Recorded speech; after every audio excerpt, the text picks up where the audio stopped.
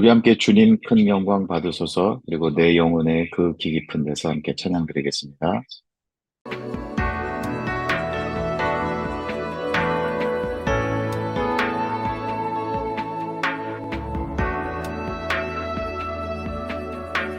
주님 큰 영광 받으소서. 홀로 찬양 받으소서. 모든 이름 위에 뛰어난 그 이름, 온 땅과 하늘이 다 찬양해. 겸손하게 우리 무릎 꿇고 주 이름 앞에 영광 돌리세. 모두 절하세. 독생자 예수 주님께 찬양 드리리. 모든 영광과 존귀와 능력 받으소서. 받으소서. 영광과 존귀와 능력 받으소서. 받으소서. 그리스도 살아계신 하나님.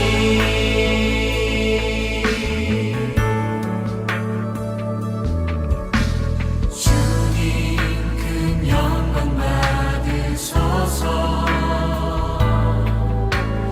홀로 찬양 받으소서. 모든 이름 위에 뛰어난 그 이름, 온 땅과 하늘이 다 찬양해. 모든 영광과 존귀와 능력 받으소서. 받으소서. 영광과 존귀와 능력 받으소서. 받으소서. 그리스도 살아계신 하나님.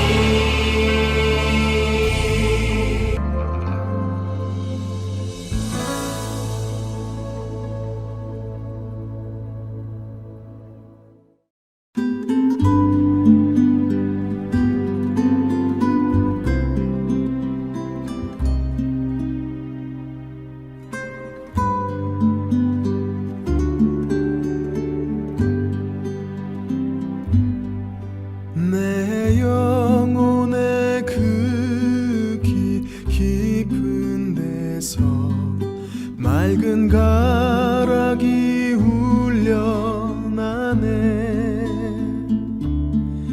하늘 곡조가 언제나 흘러나와 내 영혼을 고이 싸네.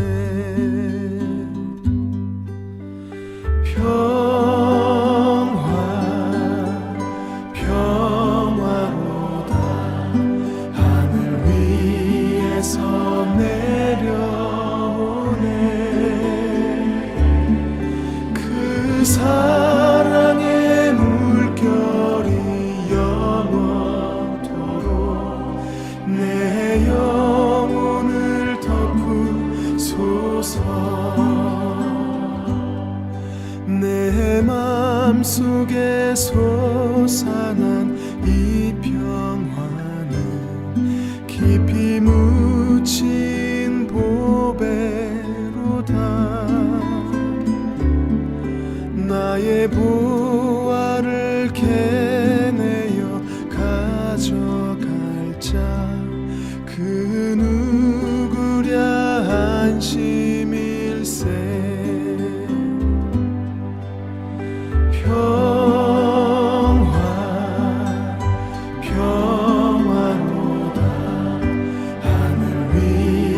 위에서 내려오네. 그 사랑의 물결이 영원토록 내 영혼을 덮으소서.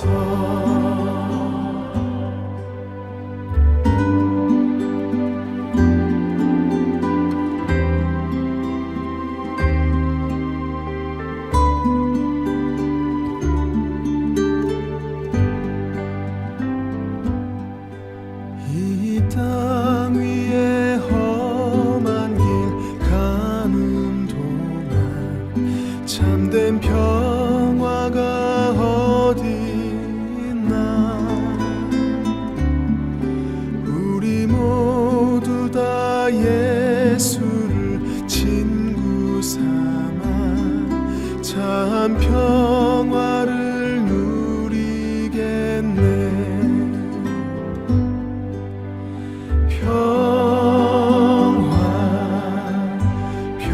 평화로다 하늘 위에서 내려오네. 그 사랑의 물결이 영원토록 내 영혼을 덮으소서. 그 사랑의 물결이 영원토록 내 영혼을 덮으소서.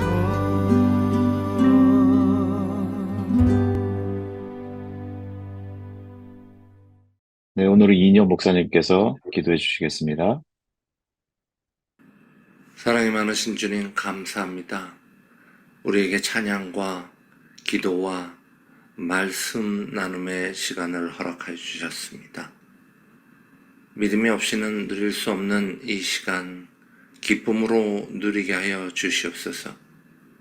함께 예배드리는 이곳에 주의 임재하심을 더욱 뜨겁게 소망하게 하여 주시옵소서. 우리가 바라는 모든 것들이 주님의 뜻과 합하게 하시며 참 믿음을 가진 주의 자녀들을 날마다 더하여 주시옵소서. 주여, 주를 사랑한다고 하면서도 주의 선한 뜻을 외면한 적이 있다면, 예수를 나의 구주로 고백하면서도 세상 것에 사로잡힌 적이 있다면, 이 시간 겸손히 주 앞에 고개 숙이게 하시며 주의 보혈피로 우리를 정결케 하여 주시옵소서. 날마다 나는 죽고 예수의 생명만 내 안에 가득하게 하여 주시옵소서. 오늘도 세상은 전쟁으로, 기상이변으로, 가난과 질병으로, 힘가진 자들의 폭력으로 힘없이 신음하고 있습니다. 주여, 세상의 모든 이들을 긍휼히 여겨주시고 수많은 고통을 감하여 주시오며 어떤 역경도 넘어설 수 있는 굳은 믿음 허락하여 주시옵소서. 세상 가운데 주님의 위로와 돌보심이 넘치게 하여 주시옵소서. 이 교회가 주님의 지체로서 주님의 일에 참여하게 하여 주시옵소서. 말씀을 전하시는 이동현 목사님의 영과 육을 강건케 하사 성령님의 인도하심을 받게 하시며 교회를 위하여 수고하시는 모든 이들을 주님의 오른팔로 붙드사 지치지 않는 힘을 주시옵소서. 모든 말씀 우리 주 예수 그리스도의 이름으로 기도합나이다. 아멘. 이제는 주님께서 가르쳐 주신 기도를 함께 기도하겠습니다. 하늘에 계신 우리 아버지여, 이름이 거룩히 여김을 받으시오며 나라가 임하시오며 뜻이 하늘에서 이루어진 것 같이 땅에서도 이루어지이다. 오늘 우리에게 일용할 양식을 주시옵고 우리가 우리에게 죄 지은 자를 사하여 준 것 같이 우리 죄를 사하여 주시옵고 우리를 시험에 들게 하지 마시옵고 다만 악에서 구하시옵소서. 나라와 권세와 영광이 아버지께 영원히 있사옵나이다. 아멘. 네, 오늘 함께 나눌 말씀은 출애굽기 3장 14절 말씀입니다. 우리 함께 읽어보도록 하겠습니다. 하나님이 모세에게 이르시되 나는 스스로 있는 자이니라. 또 이르시되 너는 이스라엘 자손에게 이같이 이르기를 스스로 있는 자가 나를 너희에게 보내셨다 하라. 아멘. 오늘은 이동현 목사님께서 하나님의 이름이라는 제목으로 말씀 전해 주시겠습니다. 오늘 제가 그 말씀을 전하기 전에 한 가지 양해 말씀을 좀 드려야 할 것 같습니다. 뭐냐면은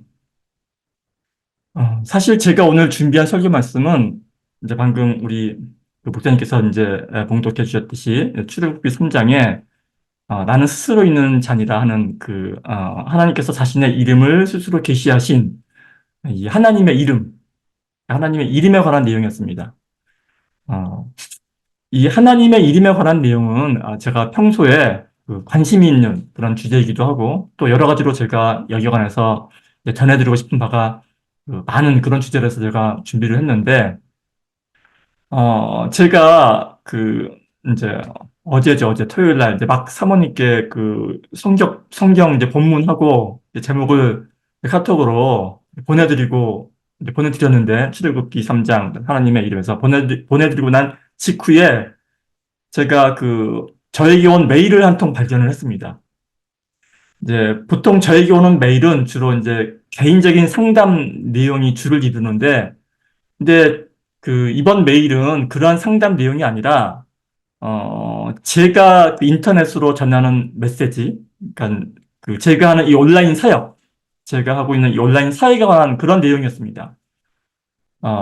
그 메일의 구체적인 내용 또한, 제가 하는 설교와 또 저의 이 온라인 사역, 이 전체를, 부정하는 내용이라서, 이에 대해서 한번 다루어야겠다라는 생각을 하게 된 것입니다. 그 하나님의 이름에 대한 그런 설교 내용은 제가 스스로 준비하는 것이니까 얼마든지 다음 시간에 이렇게, 다룰 수 있지만, 이 저의 사역을 이렇게 조목조목 이렇게 부정하는 내용을 그냥 흘러가는 인터넷 댓글이 아닌 저게 직접적으로 이렇게 메일로 이렇게 전해진 것에 대해서는 제가 이거를 그냥 넘어가지 않고 그냥 먼저 그것을 한번 다루어야겠다라는 생각을 하게 된 것입니다. 그렇게 하는 것이 이 시간 비록 이렇게 그 인터넷으로지만 온라인으로지만 이렇게 모여서 저의 설교를 들으시면서 저와 함께 예배를 하시는 이 좋은 친구 교회 이 성도 여러분들을 위한 하나의 배려라고 생각이 되었기 때문입니다. 그리고 또 한 가지 제가 또 이 시간에 이렇게 저에게 온 메일을 이렇게 다루는 이유는 여기 이렇게 저에게 메일을 보내시는 분이 다름이 아니라 우리나라 대한민국이죠. 우리나라 이 기독교, 이 개신교를 대표하는 이 대표적인 신자의 모습, 그것도 이 신앙이 있고 열심히 있고 그 누구보다도 이 교회를 열심히 섬긴다고 자부를 하는 그런 대표적인 이 기독교 신자들의 모습이라고 생각이 되었기 때문입니다. 장황하게 제가 말씀드렸는데 한번 메일을 제가 소개하겠습니다. 뭐 그렇게 길지는 않습니다. 인사는 생략하겠습니다. 이런 식으로 단도직입적으로 이렇게 메일을 보내셨습니다. 인사는 생략하겠습니다. 유튜브를 보다가 하도 기가 막히고 화가 나서 이 메일을 보내게 되었습니다. 당신은 진짜로 목사가 맞습니까? 목사 안수는 어디서 받았습니까? 꼭 답변하시기 바랍니다. 당신은 당신 영상이 온전한 영상이라고 생각이 됩니까? 당신은 왜 당신 영상에는 성경 말씀을 토대로 한 이야기가 전혀 안 나오나요? 지금 당신이 하고 있는 이 영상이 사람들의 영혼을 실족시킨다는 거 알고 계시나요? 석가에게 절하고 알라에게 절하고 마리아에게 절을 해도 그 마음에 사랑이 있다면은 예수님이 금하지 말라 하시지 않는다고요? 성경 어디에 그런 말이 있나요? 당신은 성경 말씀과 예수님의 말씀에서 안 믿는 자들에게 증거할 말씀이 그렇게 또 없나요? 왜 세상적인 이야기들, 성경적이지 않은 당신의 주관적인 발상을 마치 성경인 양 거짓 이야기들로 사람들을 현혹하나요? 목사의 입에서 입문주의니, 입문학이니 이런 말들이 나오는 순간 그 목사는 이미 진정한 목사가 아니에요. 인문학은 인간이 우선이고 내가 주가 되는 그런 인본주의이고 이는 이 하나님이 주인인 우리 기독교인들과는 상반되는 것입니다. 어찌 내가 주인이고 내가 우주의 중심인 인문학을 마치 현대인이라면 갖추어야 할 목록인 양 설교 시간에 이 강의하는 목사들 이들은 그냥 강사일 뿐이며 당신 또한 사이비 이단 강사입니다. 사도 바울이 성경과 하나님의 뜻과 뒤집는 말과 행동을 한 적이 있나요? 마음속에 예수님이 없는 무지한 당신의 입으로 배설하는 것들로 인해 마치 당신이 깨어있고 지적이며 진보적인 목사라 생각이 드나요? 당신 한 사람의 말로 하나의 영혼이 하나님을 등지고 지옥에 간다면 당신은 그 죄를 하나님 앞에서 어떻게 감당하려고 하는 겁니까? 당신은 하나님도 안 믿고 지옥도 없다고 생각하나요? 정말 이 자리에 예수님이 계신다면 예수님께서도 동성애자를 보고 석가모니나 알라에게 절하는 사람을 보고 그 당사자가 선한 사람이면 십계명을 무시해도 용서가 된다는 말인가요? 십계명의 제1계명이 뭔지도 모르면서 그런 말을 한 당신이 의롭다고 생각하나요? 당신의 생각이 선하다고 생각하나요? 당신이 지혜롭다고 생각하나요? 당신은 예수님을 조롱하고 예수님이 십자가에 달리신 이유를 왜곡하고 예수님을 부정하고 결정적으로 하나님을 두려워하지 않고 대적하는 이단이란 생각은 안 하시나요? 그 이유가 무엇인지 몰라도 그 쓰레기 유튜브 방송 제발 하지 마세요. 제발 빨리 회개하고 그 방송 영상들 다 지우세요. 당신의 마음속에 조금이라도 진정으로 하나님을 경외하고 천국에 소망이 있다면 반드시 회개하시길 바랍니다. 더 이상 거짓과 왜곡으로 하나님께 죄를 짓는 그러한 행동을 하지 말길 바랍니다. 이상의 내용이 토요일날 저한테 온 메일의 내용이었습니다. 저는 이 메일을 몇 번이나 반복하여 읽으면서 참으로 마음이 아팠습니다. 단지 제가 악플을 받아서 제가 욕을 얻어먹어서 아픈 것이 아니라 이 글을 쓰시는 분의 그 울분과 분노가 그대로 정말 느껴졌기 때문입니다. 저도 글을 써봐서 알지만 사실 이 글을 쓴다라는 일은 그리 쉬운 일이 아닙니다. 더군다나 자신의 생각을 논리적으로 다른 사람에게 이 글로써 정리해서 전달하기는 더욱더 어려운 일입니다. 이 인터넷 댓글이야 그저 배설하듯 이 한두 마디 갈기고 나가면 그만이지만 이 메일로 이 구체적인 인격적인 대상에게 자신의 생각을 한 편의 글로 정리해서 전달하기는 이 정성과 시간이 들어가는 무척이나 어려운 작업입니다. 그런데 지금 이분은 그 어려운 작업을 저에게 메일로서 하신 것이죠. 저는 처음에 이분의 글을 읽으면서 정말 조목조목 반박을 하고 싶었습니다. 오해하셨습니다. 신학적으로 그런 것이 아니고 이것은 이러이러합니다. 이렇게 설명드리고 이 반박하고 싶은 마음이 정말 굴뚝 같았습니다. 정말 제대로 한번 기독교 변증을 하고 싶었던 것입니다. 그러다가 이내 제가 마음을 잡았습니다. 제 경험상 그러한 일들은 아무런 소용이 없다는 것을 알고 있기 때문입니다. 믿음이란 지극히 주관적인 것입니다. 믿음이란 지극히 주관적인 것이라서 아무리 신학적으로 논리적으로 설명을 한다 해도 이 자신의 믿음 자체가 변하지 않는 이상은 결론은 나지 않습니다. 그래서 이 학문적인 이유가 아닌 이 개인 간의 신학적인 논쟁은 언제나 시간 낭비일 뿐입니다. 그러나 저는 다만 이런 분위기가 우리나라의 기독교라는 종교,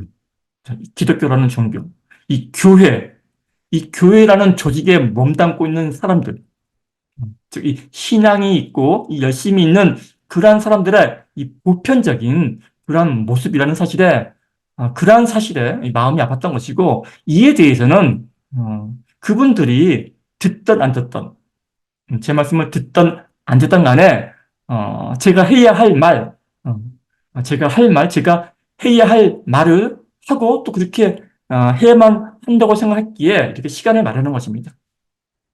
사실 어찌 보면 제가 이 유튜브로 목회를 시작했던 이 가장 큰 이유 중에 하나가 바로 이러한 부분입니다. 제가 전하는 메시지의 상당한 부분이 기존 교회에서는 그리 환영받지 못할 것을 알고 있기 때문입니다. 특히나 저처럼 뭐 신앙과 종교는 엄연히 뭐 다르다라든지 목사는 직업이 아니다. 혹은 술 마시는 것과 구원과는 신학적으로 관련이 없다. 라는 이런 류의 주장을 한다면 더욱더 그럴 것입니다. 저에게 이 메일을 보내신 이분이 제가 어느 교단에서 목사 안수를 받았느냐고 따지듯 물으신 이유도 아마도 이와 같은 이유일 것입니다. 기존 교단에서 어떻게 당신 같은 사람에게 목사 안수를 해줄 수 있느냐 하는 생각에서일 것입니다. 실제로 제가 목사 안수를 받았던 이 교단에서도 비록 공식적으로 직접적으로는 아니었지만 개인적으로 이 몇몇 이 노회에 주로 이제 한국 분들로 이루어진 노회죠. 노회에 직책 있는 그런 목사님들이 개인적으로 저한테 연락을 해와서 제가 올린 영상에 대해서 뭐 이런저런 이렇게 말이 나왔다, 이런 말이 나왔다, 노예에서 이런 말을 해왔기 때문에, 저는 얼마 전 제 스스로 이 교단을 탈퇴한 적이 있습니다. 괜히 시끄럽게, 밑도 끝도 없는 그런 이 교리적 논쟁에 휘말리기가 싫었기 때문입니다. 이 조금은 다른 이야기지만, 제가 어느 교단에서 목사 안수를 받았는지를 저는 제가 올린 영상에서 몇 번이나 밝혀놓았는데도 불구하고, 저한테 메일 보내시는 분이 이렇게 따지듯이 묻고 있는 것을 보면은 아마 이분은 제 영상을, 제대로 보지도 않으신 것 같습니다.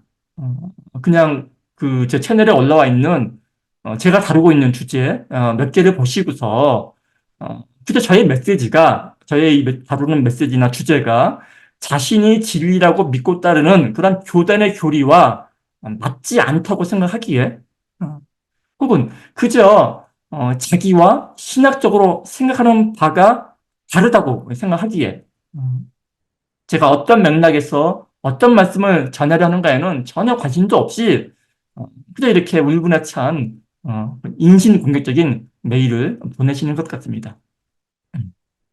제가 이분의 글을 읽으면서 무엇보다도 정말 마음이 아팠던 이유 중에 하나는 지금 저에게 이렇게 시간과 열심을 투자해서 이 장문의 글을 쓰시는 이분이 아마도 제 생각에는 틀림없이 이 하나님을 몹시도 사랑하는 그러한 분이실 것이라는 이 생각이 들었기 때문입니다.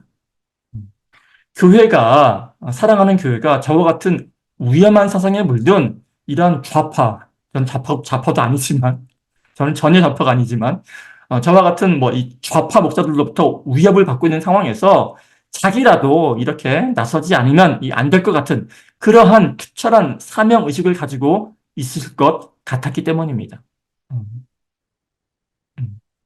저는 그 마음을 정말 충분히 이해하면서도, 그리고 또한 저의 설명이 그분에게 아무런 도움도 주지 못할 것을 알면서도 제가 이 설교 시간을 빌어서 이에 대해 말씀을 드리는 것은 다만 저의 메시지와 저의 성경 해석으로 인해서 도움을 받으시는, 또 도움을 받고 있는 이 다른 한편에선 수많은 다른 분들을 위함입니다.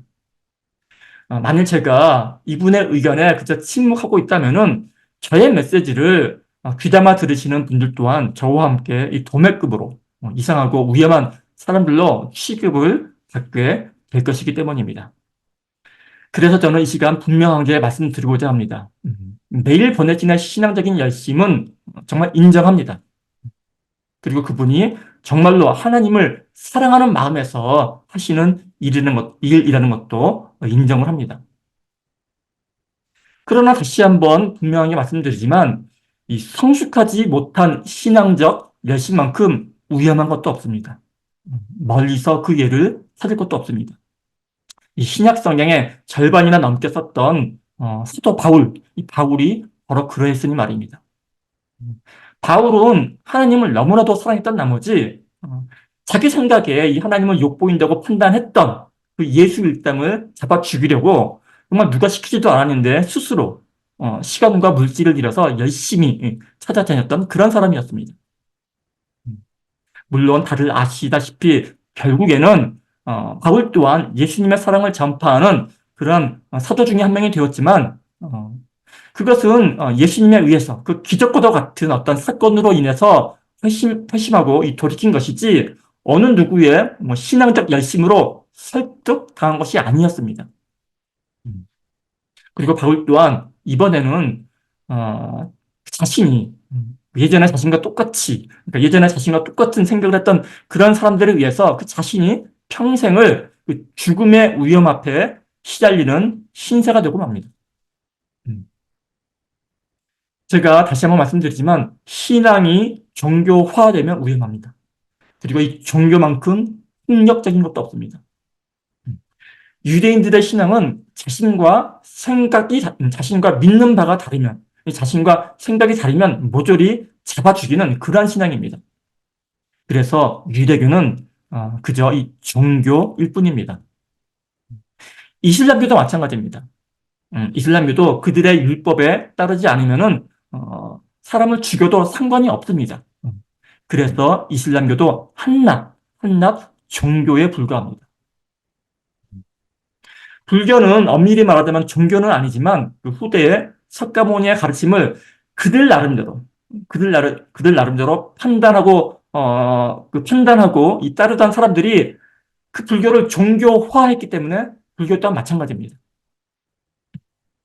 기독교는 어떨까요? 기독교 또한 다르지 않습니다. 애초에 기독교의 시작은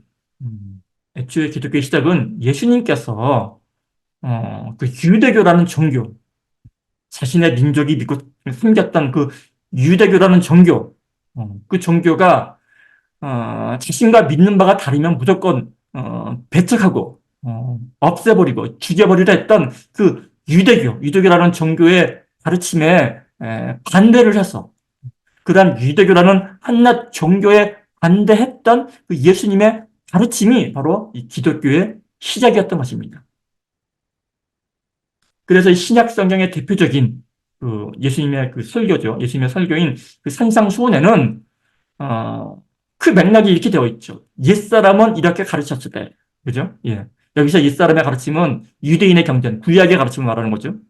옛사람은 이렇게 가르쳤을 때, 그러나 나는 이렇게 해석한다, 이렇게 가르친다 하시면서 말씀하신 게 그 유명한 산상수훈의 가르침이죠. 그 유명한 패록의 가르침을 비롯해서 오른뺨을 맞으면 왼뺨을 내어놓고 오리를 가자면 심리를 같이 가지고 겉옷을 요구하면 속옷까지 내어주라라는 그런 사랑과 용서와 희생의 가르침이 바로 신약성경 예수님의 가르침이었던 것입니다. 그리고 이 가르침에 동의하고 이러한 예수님의 가르침에 동의하고 자발적으로 예수님의 이 가르침에 따르기로 결의한 이 사람들의 모임이 바로 교회이고 이 기독교의 시작이었던 것입니다. 그래서 예수님을 따르는 이 참된 기독교인들은 그저 예수님의 가르침에 순종할 뿐입니다. 핍박을 하면 그저 핍박을 받고 자신과 생각과 믿음이 다르면은 이를 억지로 자신의 능력과 힘으로 바꾸려들지 않고 오히려 자신을 희생함으로써 그들을 감복시키고자 했던 것이 바로 처음에 예수를 믿었던 사람들의 모습이었던 것입니다. 더욱이 예수님께서는 자신의 이러한 가르침을 굉장히 말로만 하신 것이 아니라 몸소 행하시면서 이 삶으로서 가르치셨고 그 가르침의 끝판왕은, 그 가르침의 결말은 예수님의 십자가 죽으심이었던 것입니다. 예수님께서 체포당할 그 당시에도 베드로가 칼을 빼앗아 예수님을 방어하려 들자 예수님께서는 이렇게 말씀하시죠. 내가 아버지께 구하여 12군단이나 더 되는 천사를 보내시게 할 수 없는 줄로 아느냐? 내가 만약 그렇게 한다면은 이런 일이 있으리라 한 성경이 어떻게 이루어지겠느냐 하시며 그 칼을 빼앗으려는 베드로를 제지하신 분이 바로 예수님이었던 것입니다. 그러나 오늘날 중세시대 이후로 이 종교화된 기독교는 그렇지 않죠. 자신과 생각하는 바가 다르면, 그 믿는 바가 다르면 가차없이 화형에 처해버렸습니다. 중세 기독교가 그랬죠. 바로 이 점이 종교와 신앙이 다른 점입니다. 저에게 메일을 보내신 분은 뭐 인본주의가 어떻고 인문학이 어떻고 그렇게 하셨는데 인본주의란 다른 게 인본주의가 아닙니다. 신앙이 종교화되면 그것이 바로 인본주의가 되는 것입니다. 인본주의니 그의 반대편이 또 신본주의죠. 신본주의니 하면서 나와 남을 구분하고 판단해서 배척하는 것이 바로 인본주의라는 말의 본질이라는 것입니다. 신본주의가 되었던 인본주의가 되었던 무슨 이 주의자가 들어가는 주장은 모두가 예수님의 가르침에서 멀리 떨어져 있는 한낱 인간의 주장일 뿐입니다.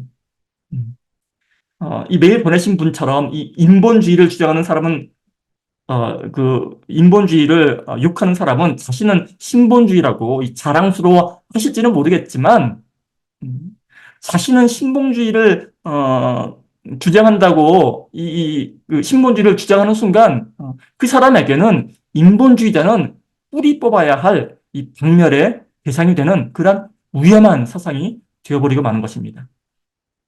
우리가 이 중세시대 십자군 전쟁을 생각해 보면 정말 어떻게 그렇게 말도 안 되는 그 비이성적인 사건이 일어날 수 있었을까 그렇게 우리가 생각을 하지만 그러나 우리가 잠시만 돌이켜 본다면은 지금 현재에도 이 우크라이나를 침공했던 이 러시아의 푸틴은 다 아시다시피 열렬한 기독교 신자입니다.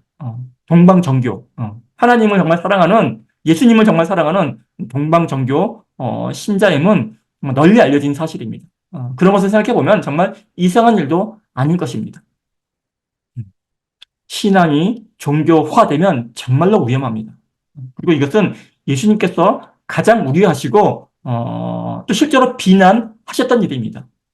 그리고 예수님 당시에 그토록 예수님께서 비판하셨던 그 바리새인들이 말하자면은 이 종교화된 신앙을 가진 그러한 사람들의 전형적인 모습이었던 것입니다. 그런데 이러한 일은 비단 종교뿐만이 아니라 이 모든 면에서 마찬가지입니다.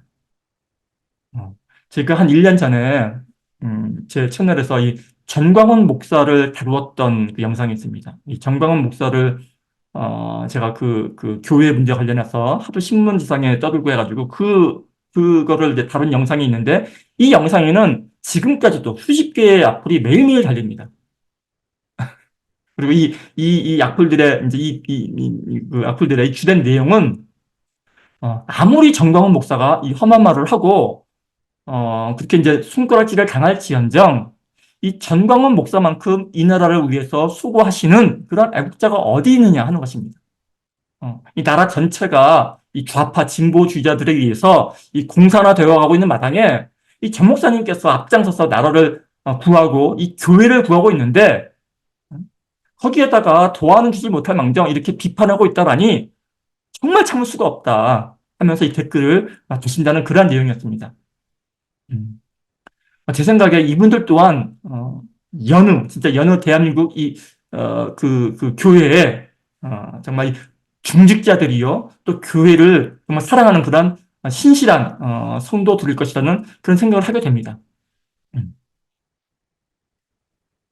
그러나 제가 이 정광훈 목사 관련해서 이 올린 영상의 주된 내용, 주된 맥락은 이 정광훈 목사가 벌이고 있는 그 애국운동 자체를 반대하는 것이 아닙니다. 이 애국운동 자체를 반대하는 것이 아니라 그 애국운동, 그 태극기 부대가 그 일을 하는 것이 마치 예수님의 뜻인 양, 이 성경의 가르침인 양 가르치는 것이 잘못되었다는 것입니다. 이 정광훈 목사 일가 개인의 애국운동은 하등 잘못될 일이 없습니다. 잘못이 아닙니다. 민주주의 국가에서 누구나 이 집회를 열 수 있는 권리가 허락되어 있고 또한 누구나 자신의 정치적인 의견을 자유롭게 피력할 수 있습니다. 그러나 그러한 일은 목사로서 해야 할 것이 아니라 민주국가의 한 시민으로서 이 정치인으로서 해야 할 일이지 목사가 마치 그것이 예수님의 가르침인 양 이 교회의 이름으로 가르치는 것은 분명 그릇된 일이라는 것입니다.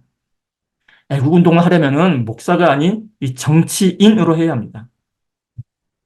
그리고 제가 100번 양보해서 정말 100번 양보해서 정말로 이 애국운동이 예수님의 가르침이라고 믿고 또 그 가르침이라고 그러니까 그 애국운동이 예수님의 가르침이라고 믿고 그래서 그 가르침을 가르친다고 한다면은 정말 그것은 정말 이 목사로서 성경을 잘못 이해한 정말 성경을 피상적으로 이원론적으로 잘못 해석한 정말 더욱더 그릇된 일일 것입니다. 예수님께서 당시에 살아계실 때 생전에 직접 사역하실 그 당시에 그 유대인들의 상황은 그야말로 이 애국운동이 절실히 필요했던 그러한 상황이었습니다. 당시 예수님의 조국 유대 땅은 로마 제국의 식민지로서 당시 유대인들은 이 갖가지 차별과 이 억울한 일을 당하고 또 그런 피해를 입고 있었고 그래서 유대인들은 정말 시시때때로 이 독립을 꾀하려 했습니다. 심지어는 예수님의 제자 중에서도 열심당, 진로당이라고 하죠. 열심당 당원이 있었을 정도였지만은 예수님께서는 단 한 번도 이 유대인들의 독립운동을 지지하신 적이 없었습니다. 오히려 이 로마 제국에 맞서서 반항하기는커녕 순순히 그들이 내리는 재판 판결에 따라 이 십자가형을 받으신 것이 예수님께서 마지막에 몸소 행하신 이 가르침이었다라는 말씀입니다. 제가 이런 말을 하면 또 어떻게 목사가 그런 말을 할 수 있느냐, 그러면 나라가 이 공산주의가 되는 것을 바라만 보고 있어야 하느냐 하시면서 또한 수많은 악플들이 달릴 것입니다. 충분히 예상하는 일입니다. 그러나 어떻게 목사가 그럴 수 있느냐가 아니고 원래 목사는 민주주의고 공산주의를 떠나서 이 성경 속에서 예수님께서 진정 전하시고자 했던 그 메시지를 바르게 가감 없이 자신의 사심이 투영되지 않은 그런 상태에서 가감 없이 전하는 것이 목사의 소명입니다. 저도 물론 공산주의를 싫어합니다. 너무나도 싫어합니다. 민주주의 체제가 훨씬 더 사람들로 하여금 자유롭고 또한 풍요로운 삶을 살도록 보장해주기 때문입니다. 공산주의보다는요. 그러나 민주주의 또한 하나의 주의, 이 사람의 생각에 불과합니다. 이 민주주의 체제 내에서도 얼마나 많은 모순과 아픔이 있는지 모릅니다. 그렇기에 모든 주의, 체제, 이 사상은 언제나 이 불완전한 사람의 이 생각에 불과합니다. 더 나은 생각, 더 합리적인 주의는 있을지는 몰라도 이 온전한 진리는 인간의 생각 속에서는 나올 수 없습니다. 이것을 인정하는 것이 바로 신앙입니다. 그래서 신앙은 언제나 겸손함을 요구합니다. 겸손함. 내가 믿는 바, 내가 옳다고 생각하는 바만이 내가 믿는 바만이 옳다고 주장을 해서 나와 다르게 생각하는 사람들, 그러한 사람을 나와 같은 생각으로 만들고자 하는 그러한 생각을 하는 순간 그 순간 신앙은 종교가 되어버립니다. 제가 드리는 말씀은 애국운동을 하지 말자라는 것이 아닙니다. 전도를 하지 말자라는 말은 더욱도 아닙니다. 신앙을 종교로 제한하면 안 됩니다. 신앙을 애국운동으로, 한낱 애국운동으로 제한해서는 안 된다라는 말씀입니다. 얼마든지 광화문에 나가서 애국운동을 하시기 바랍니다. 그렇게 해서 자신이 주장하는 바를 그 민주주의를 수호하기 위해서 얼마든지 나가서 하시기 바랍니다. 저도 응원하겠습니다. 다만 그것이 예수님의 가르침이고 그렇게 하는 것이 성경의 가르침이라고, 그렇게 하는 것이 예수님께서 원하시는 것이라고 이 자신의 생각을 남들에게 폭력적으로 무리하게 강요하지는 말라라는 말씀입니다. 신앙이 종교화되면 필연적으로 배타적이고 폭력적이 될 수밖에 없습니다.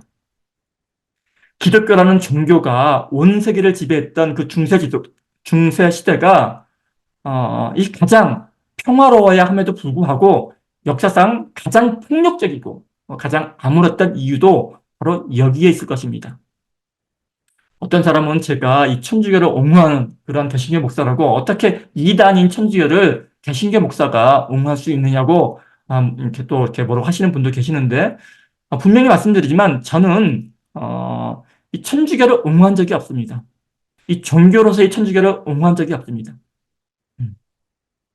다만 개신교가 됐든지 천주교가 됐든지 예수님을 종교로서가 아닌 예수님을 참된 신앙으로 신앙한다면 아무런 문제가 없다고 말씀드렸을 뿐입니다. 문제가 된다면, 천주교가 문제가 된다면 종교화된 천주교가 문제일 것입니다. 그리고 그것은 개신교 또한 마찬가지입니다. 제가 여러 번 말씀드렸다시피 신앙과 종교는 엄연히 구분되어야 합니다. 불교, 이슬람교, 천주교 모두 다 한낱 종교에 불과합니다.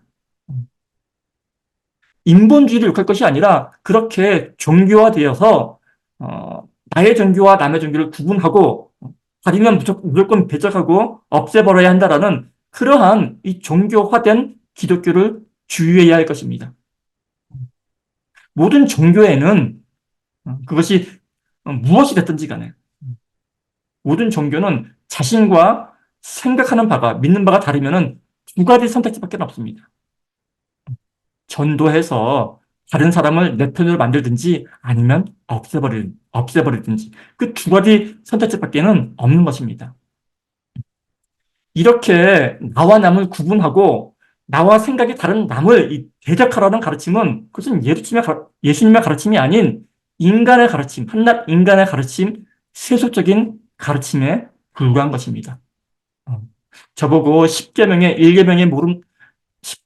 1계명도 모른다고 하시는 부분에 대해서 제가 또 한 말씀 드리자면은, 이 10계명의 1계명을 마치 무당이 조상신 섬기듯, 이슬람교도가 알라신 섬기듯, 이 불교도가 불교를 오해해서 부처님 섬기듯, 그렇게 하나님을 섬겨야 하는 것이 10계명의 1계명이다라고 믿는 사람이 있다면은 바로 그러한 신앙이, 그러한 믿음이 기독교를 타락시키고 있다고 말씀드리고 싶은 것입니다. 저는 정말 이 땅에 예수님을 사랑하는 정말 참된 기독교인들이 정말 제발 좀 깨어나시기를 바랍니다. 제가 영상을 통해서 한결같이 드리는 말씀, 제가 한결같이 드리는 이 말씀의 주제는 예수님의 이 가르침에 따라 서로를 이해하고 배려해 주라는 것인데, 그렇게 이 한낱 종교인이 되어서 인본주의니 신본주의니 뭐 복음주의니 이렇게 무슨 주의 하면서 서로를 못 잡아먹어서 이 안달인 것을 보게 되면은 정말 마음이 아픕니다. 제가 오늘 두서없이 그 말씀을 준비하느라고 이렇게 길어졌는데, 제가 오늘 전해드린 말씀 관련해서 성경 속 예수님의 말씀, 예수님의 가르침 한 구절로 오늘 말씀을 마치려 합니다. 누가복음 9장 49절 50절의 말씀입니다. 이 말씀의 이 배경은 이렇습니다. 예수님께서 제자들과 함께 여행을 다니시면서 이제 병든 자도 고치시고, 이제 구약 말씀이죠. 성경 말씀을 풀어 설명도 해주시면서 이렇게 이제 사역을 이어나가고 있었을 때에, 그래서 예수님께서 또 제자들과 함께 또 백성들에게 한참 그렇게 인기가 있었을 때였습니다. 그래서 이제 제자들이 신이 나서 그렇게 사역을 할 때였었는데, 근데 이제 그 제자들이 보기에 어떤 사람이 어떤 사람이 자기 나름대로 주의 이름으로 귀신을 내어쫓고 병든 사람을 고쳐주는 그런 치유 사역을 하고 있는 것을 보고서 이제 제자들이 나서서 나선 거죠. 제자들이 나서서 함부로 그렇게 하지 말라고. 함부로 그렇게 하지 말라. 우리야말로 예수님을 모시고 다니는 정통, 정말 제자이고 정통 단체이니 우리에게 검증을 받고 우리가 허락받고 그렇게 하든지, 그래서 우리가 함께 다니든지 그렇게 하면 하지 말라. 이렇게 이제 제자들이 이제 조치를 취해놓고 예수님께 자랑스럽게 보고하는 장면입니다. 그래서 이제 제자들을 대표해서 요한이 보고를 하는 장면입니다. 49절에 요한이 여짜오되 주여, 어떤 사람이 주의 이름으로 귀신을 내쫓는 것을 보고 우리가 그들을 그러니까 함께 따르지 아니하므로 우리가 그를 금하였나이다. 이렇게 이제 자랑스럽게 나름대로 자신이 한 일에 대해서 이렇게 보고를 하는 요한에게 예수님께서 50절에 이렇게 말씀하시는 것이죠. 50절에 금하지 말라. 너희를 반대하지 않는 자는 너희를 위하는 자니라 하시니라. 이렇게 말씀하신다면 함께 기도하시겠습니다. 사랑의 하나님, 우리가 한 아버지 하나님을 섬기는 한 몸된, 한 지체된 자녀답게 서로를 용서하고 서로를 이해하고 서로를 배려하고 함께 품으려는 그러한 마음가짐을 우리 가운데 늘 허락하여 주시옵소서. 감사를 드리며 귀하신 예수님 이름으로 기도합니다. 아멘. 네, 우리 함께 주가 보이신 생명의 길 찬양 드리겠습니다.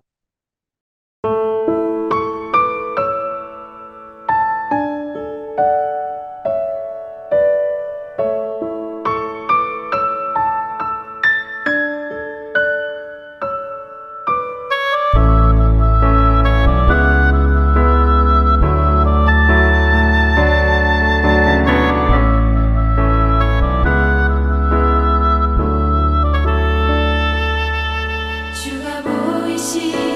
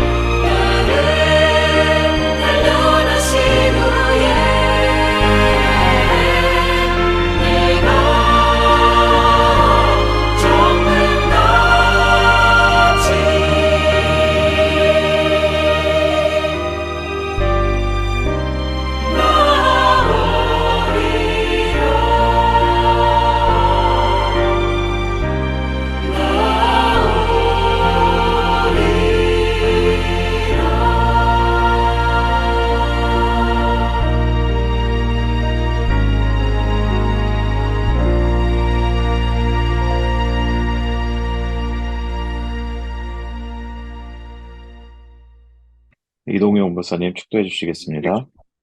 지금은 우리 주 예수 그리스도의 은혜와 하나님 아버지의 사랑하심과 성령 하나님의 교제케 하심이 이 시간 함께 모여 예배하는 우리 좋은 친구 교회 공동체 모임 위에 이제부터 영원토록 함께 있을지어다. 아멘.